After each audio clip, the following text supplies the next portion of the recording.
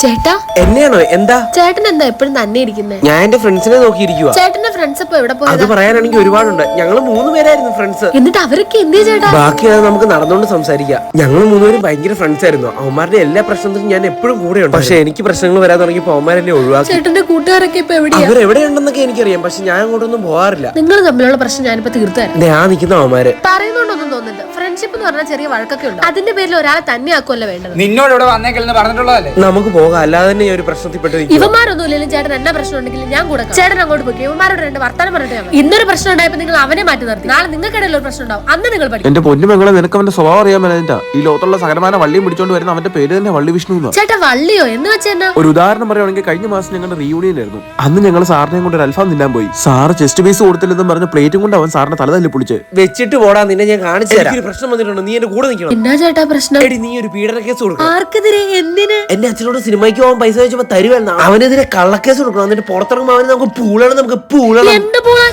ആരെ പൂളാൻ? ഒന്ന് പോ ചേട്ടാ.